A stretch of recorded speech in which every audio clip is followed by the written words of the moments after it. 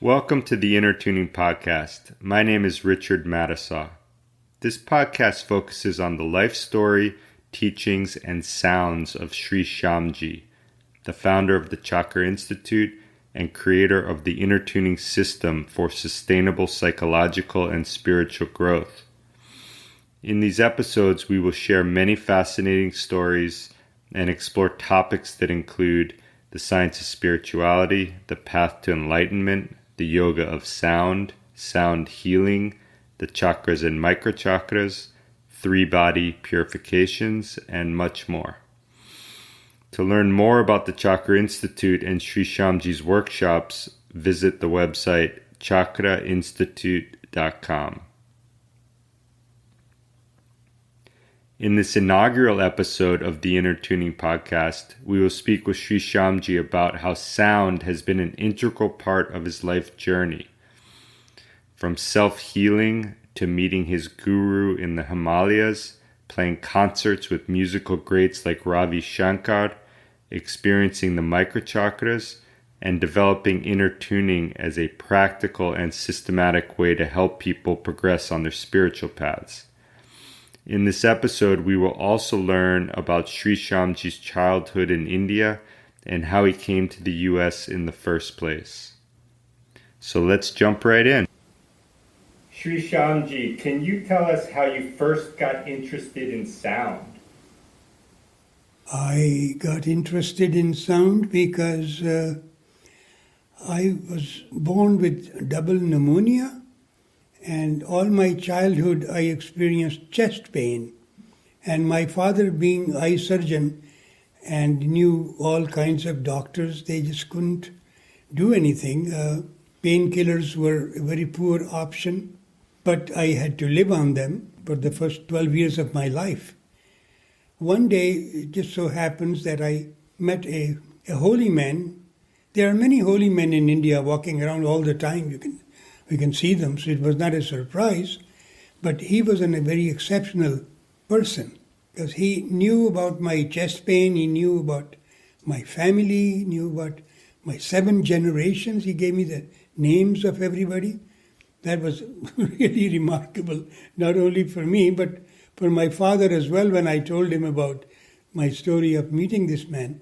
And then my grandfather knew one more name, and there are still 2 names that nobody knows. So we just give him the benefit of the doubt that he was really a very, very enlightened being that I can, if I can call anybody enlightened, he really was. And meeting him just changed my life because he taught me how to breathe and how to make sounds. 2 things gradually improved my breathing, my chest pain. And whenever I would forget to do them, it will come back. It would come back even now if I don't do my sadhana, my spiritual work properly. So that's how it began. And where in India were you and how did you meet him? Well, the first 11 years of my life, I was in an area which is at the border of Afghanistan. My father had a big eye hospital of his own, and then every summer we would go for vacation, naturally, because he could not do any surgery in the hot climate.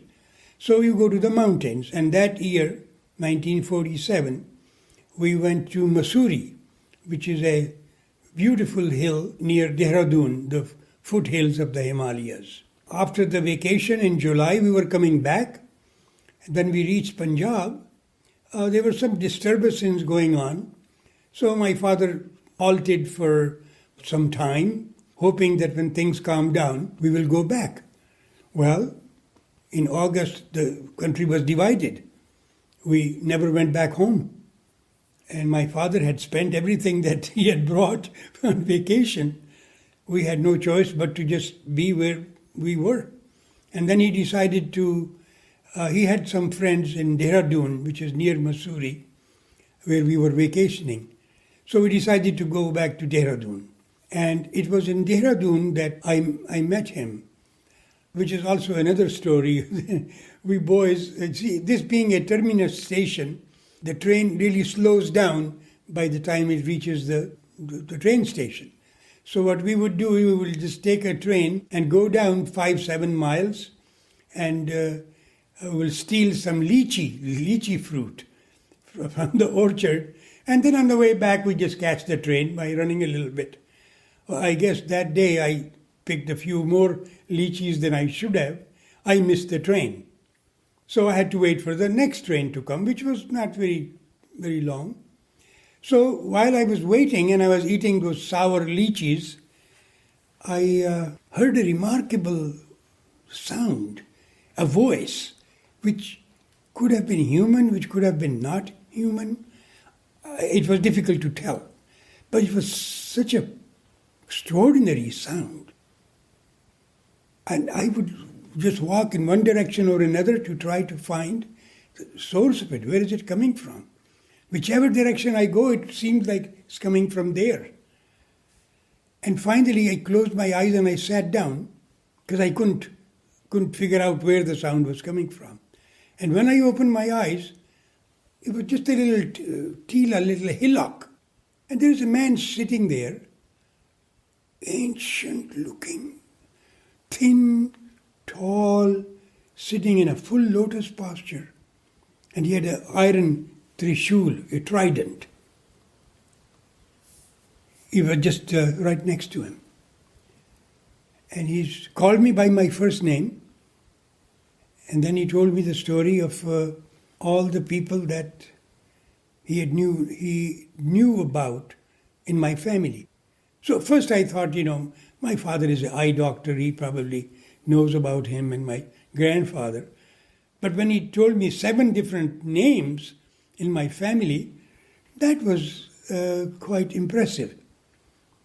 Then he told me also that he was my teacher in my last life.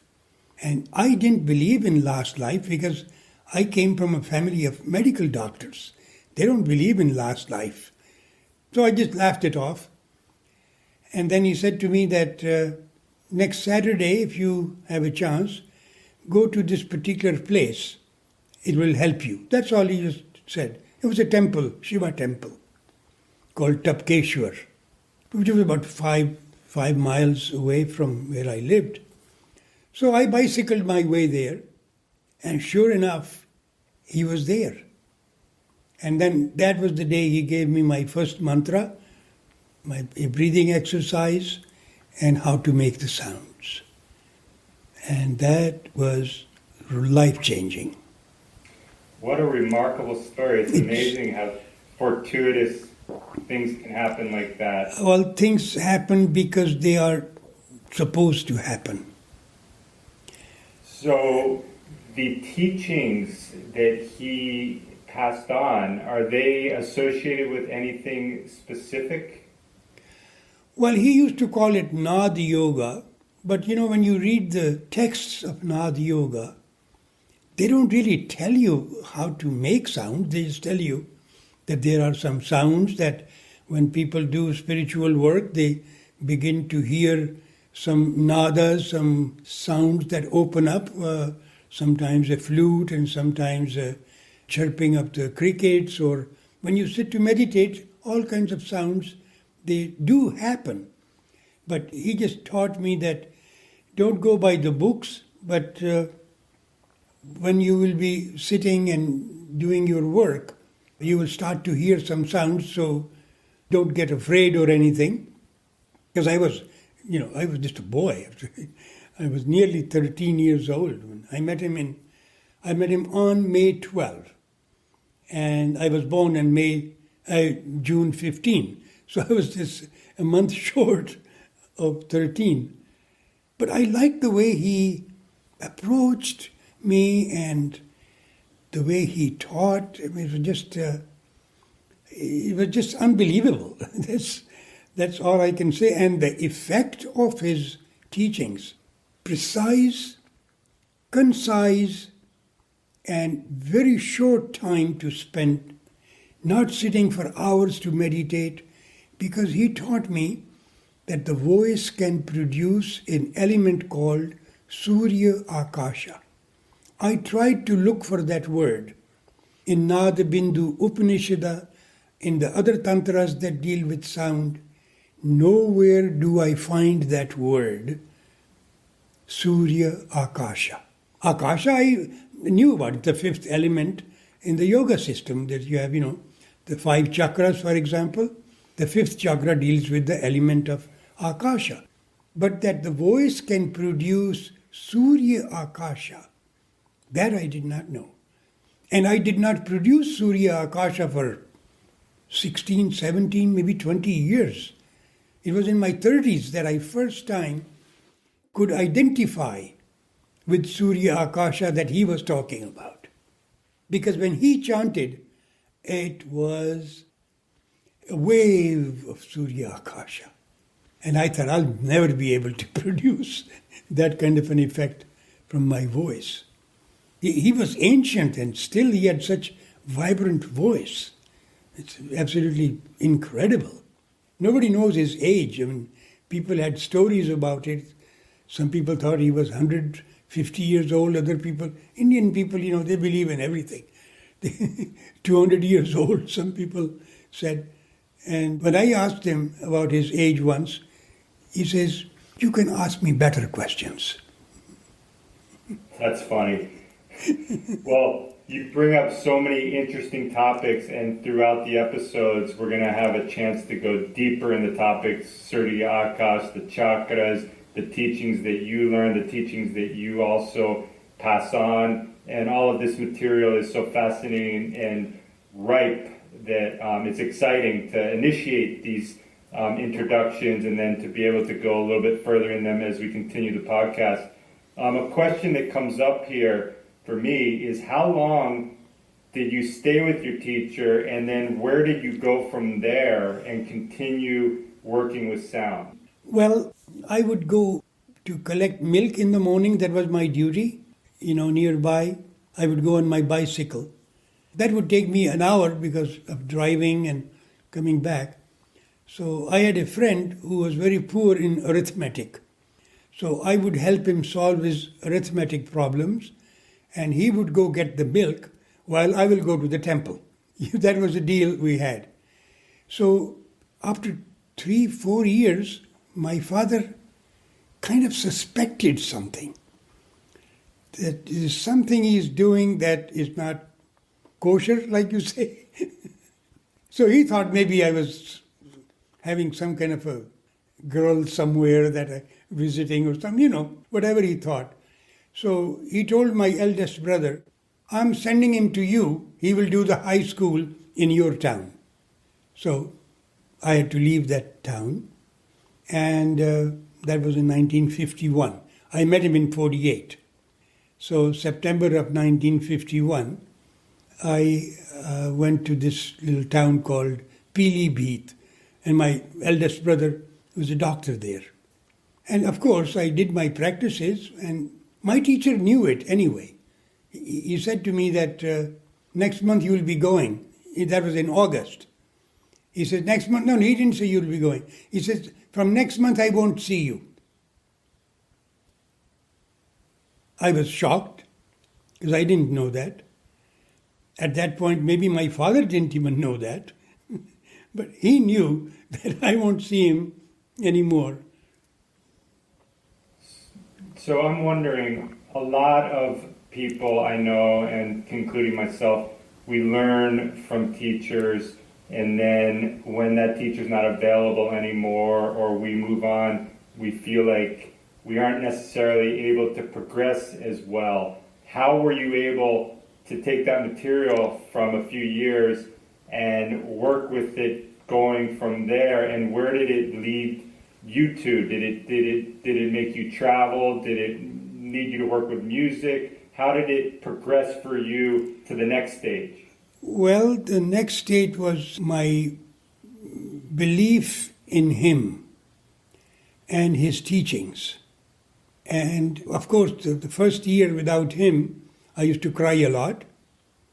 But after that, I got used to the idea that I don't have him anymore, but I have his teachings. So I became actually more particular about his teachings because I didn't have him to depend on. So in a way it turned out to be good in the hindsight. And then after the year of high school in 1952, I moved to a town called Bareilly, where the government gave us 0.5% of all the property we had left behind in Pakistan. So we got a house and 100 acres of land in a small little village. So my father moved from Dehradun to Bareilly, which was about 30 miles from the town where my brother was. So I moved to Bareilly. I went to Bareilly College. That's where I met some great friends, really, namely Pandit Jagdish Mohan, a great singer, and also a fantastic poet and artist, Harish Johari, who later on I brought to America, and we had many, many workshops together. And my relationships are very, very long-lasting. I mean, yeah. So then I stayed in Bareilly for 2-3 years, and after that I did graduation privately, taking Harish to be my teacher for philosophy. Philosophy and history were my major at the time. So I lived in Bareilly most of the time, and we traveled a lot with Harish in the poets' concerts and music concerts. So I had good taste for poetry, Urdu poetry especially, and of course philosophy. And then there was a mental hospital behind the college. And in my spare time, I would just go there and just look at the people, what kind of a people they are. Some of them were behind bars, some of them were in the open, but they were all mentally compromised people. And I kind of felt empathy towards them. So I would go and I would talk to them. And I remember one time I was holding on to those bars and talking to this man. And he was talking like a very sane person. And then he comes near and he spat at me. So I wiped myself. I said, my God, he's really crazy. That's why they probably have him behind bars. But I kept on going there. And finally, he started to open up to me. He told me his whole life story and so on. So how did he get there? Then the psychiatrist who was supposed to be on duty, he saw me several times coming there. So he asked me, he said, what are you doing here?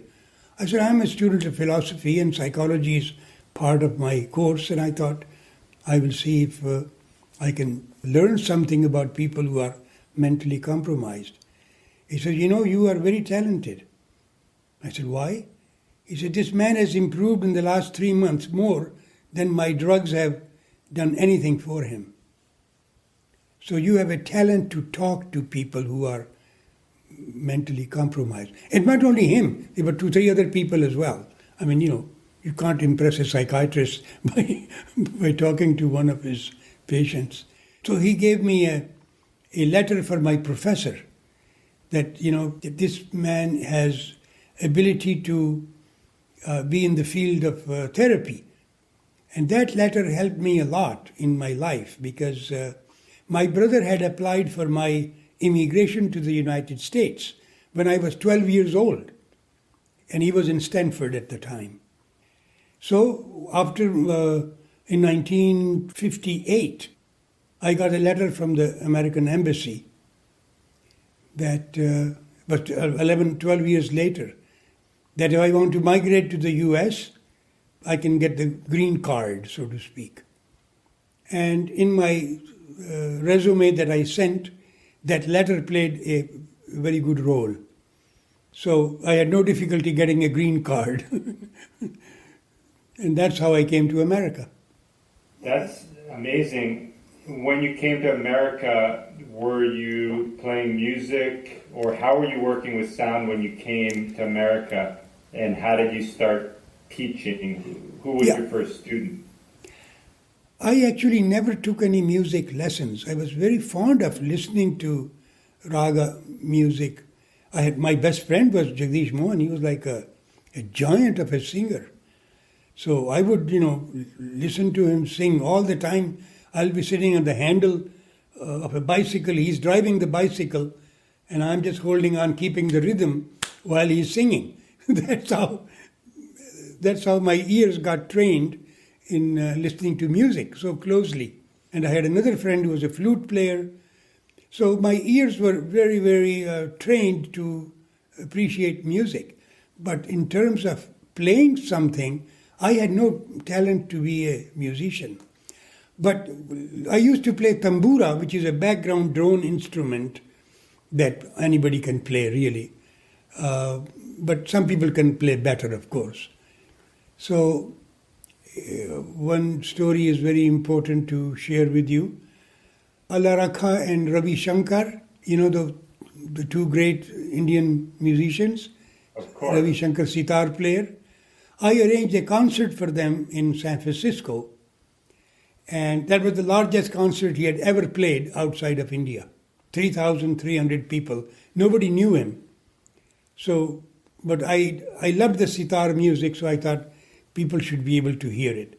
And I had about friends of about 100 people or more, and we made all kinds of paintings of theirs, put them in the North Beach and everywhere in San Francisco. We had 3,300 people. Hall was full. He was so taken that he spent one night with me in my apartment in San Francisco.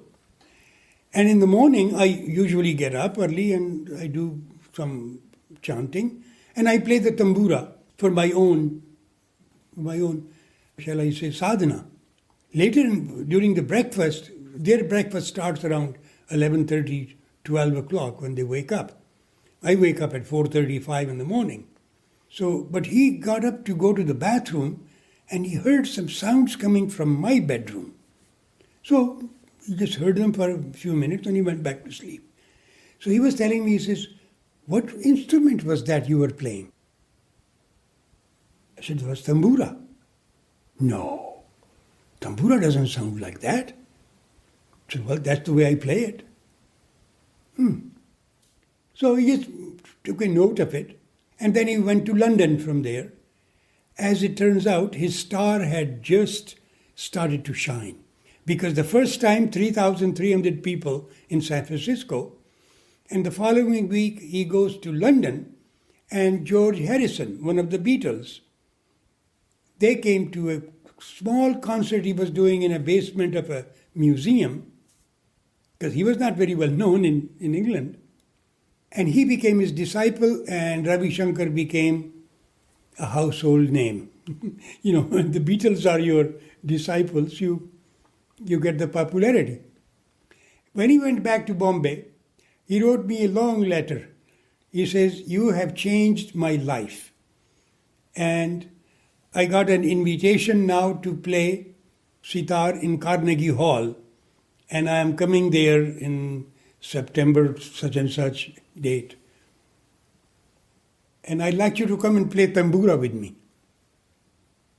Wow. What was that like? I didn't believe it. Why would I be playing in Carnegie Hall? My Guruji alone will know. Because I had no idea that it will go that way. So I left San Francisco. I wanted to leave San Francisco anyway. So I sold some things, I gave away some things, and I packed a suitcase, and I moved as if I'm never going to go back. And that's exactly what happened. I shifted, in September, October, I traveled with him. 24 concerts we played on that tour, from Buffalo to Washington. Every major university, Carnegie Hall, and at the end, Lincoln Center, second concert. So I met a lot of people. I met Richard Alpert, Ralph Metzner, Alan Watts. No, Alan Watts I knew in San Francisco. What's his name? The poet, the vulgar poet, very famous, Allen Ginsberg. All these people, they were in the concert.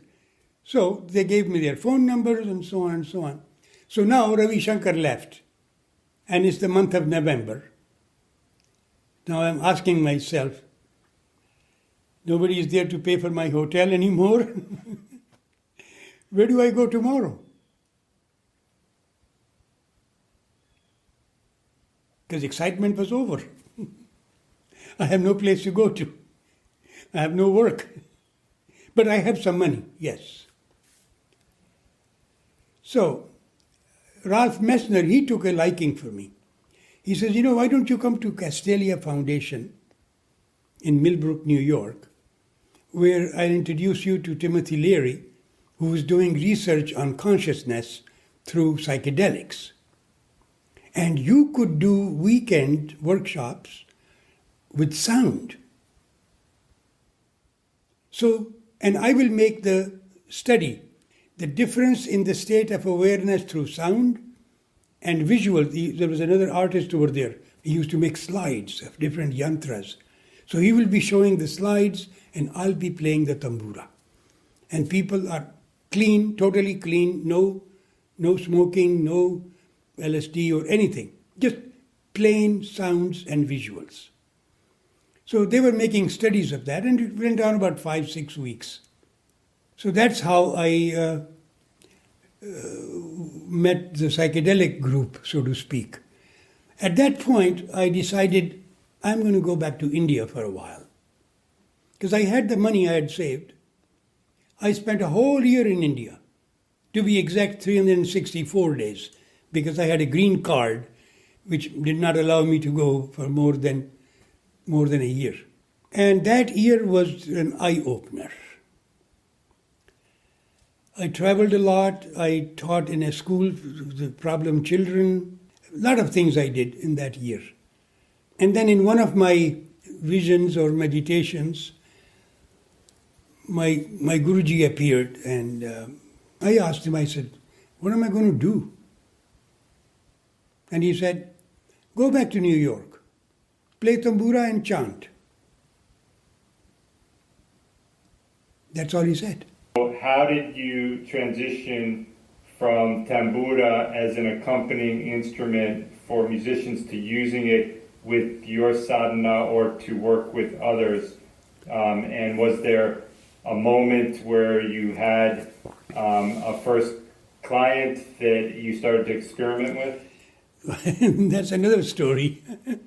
I am living $95 a month in a 5-room walk-up, 236 West 10th Street in New York, West Village. And there are 2 apartments on that floor. One I'm renting and one smaller one, a lady who lives there by herself. A lady in her mid-50s maybe. And sure enough, she was just telling, downstairs was a health food store.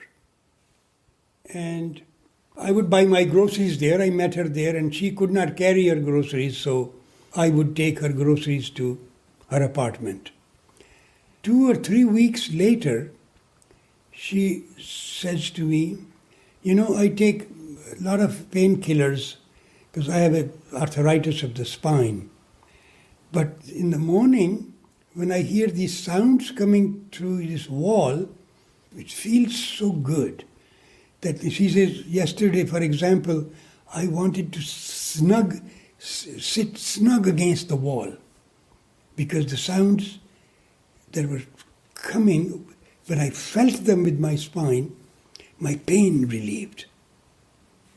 So she says, is it possible that I come and sit with you when you are playing this instrument? Because it might help me more.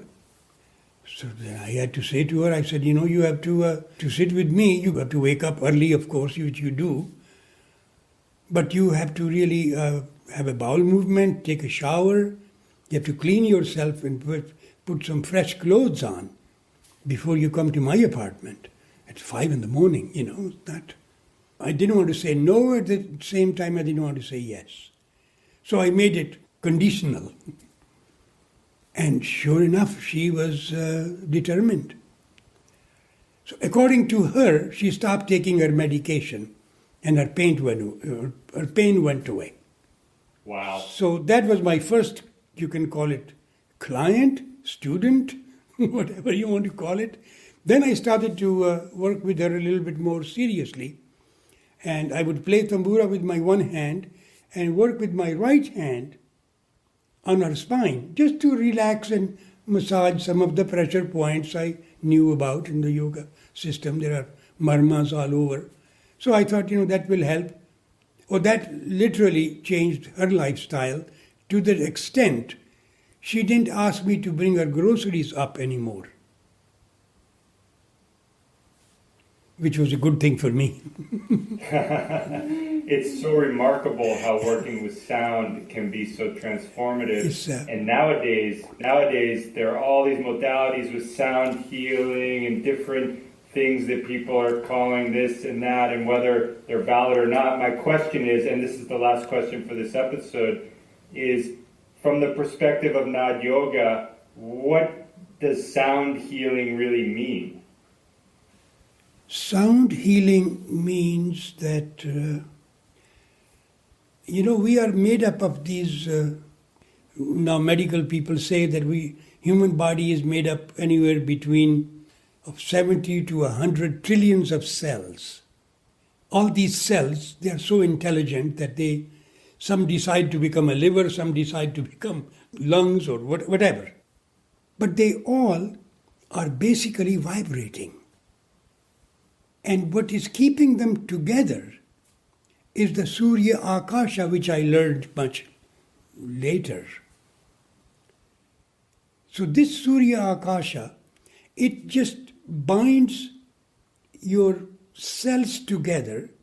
So when you are already purifying yourself in the morning, my students, they are required to wake up early and have a bowel movement. It's one of the most important activities of the day. I tell my students, you cannot drink anything unless you urinate in the morning. You cannot eat anything until you defecate. That way you will keep your system at the physical level as pure as possible. Because there are certain winds in the body that interact with other winds. In yoga system we say there are 5 major pranas. It's called apana prana, samana prana, prana prana, udan prana, vyan prana. And all of these are very pure life forces called prana. But the apana prana is a detoxifier. If that detoxifier does not do its job, it is going to influence the purity of these pure pranas that are naturally pure. But because of the apana prana, they become impure. And once they become impure, the problems start at some level or another. Whichever part of the body is weak, you're going to start to show some kind of symptoms over there. So therefore, purification is the name of the game. You really have to keep your body as pure as possible. And maybe later on I'll tell you that you have more than one body so that it doesn't come to you as a shock. So that is the way I started to work with people.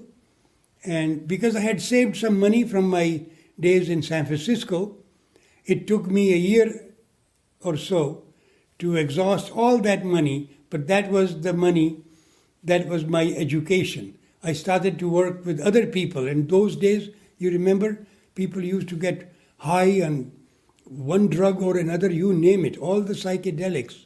They were very, very popular. I met a drummer who was hooked on heroin, who became my lifelong friend as well, and my driver and my recording engineer and everything. So all these people came into my life because of my work. And I must have been seeing 20, 30 people a day, helping them overcome their addictions, and all for free.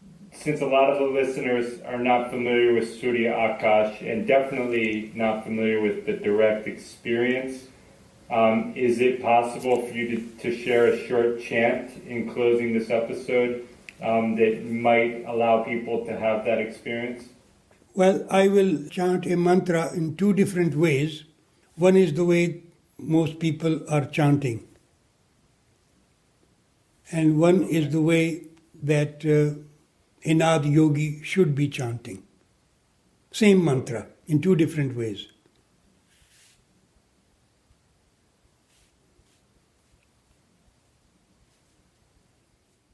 Om Namah Shivaya, Om Namah Shivaya, Om Namah Shivaya, Om Namah Shivaya, Om Namah Shivaya, Om Namah Shivaya, Om Namah Shivaya, Om Namah Shivaya. That is the way the mantras are chanted these days. Naada yogis, they don't breathe in with their mouth to chant, because you can't produce Surya Akasha if you don't breathe in with your nose. Because mantras are sacred sounds and they need pure prana. Pure prana you inhale with your nose, not with your mouth. When you breathe with your mouth, the air goes directly into the lungs and down. When you breathe in with your nose, the prana first goes to your brain, then goes down. So if you want to grow spiritually, you better start to learn to breathe with your nose. Now I'm going to chant how a mantra should be chanted. Namah Shivaya. Om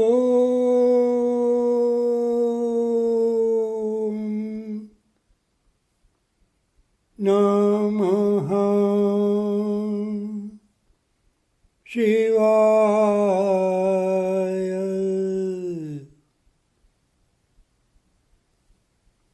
Namah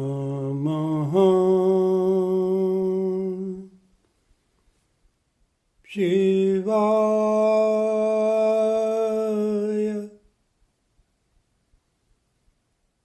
Om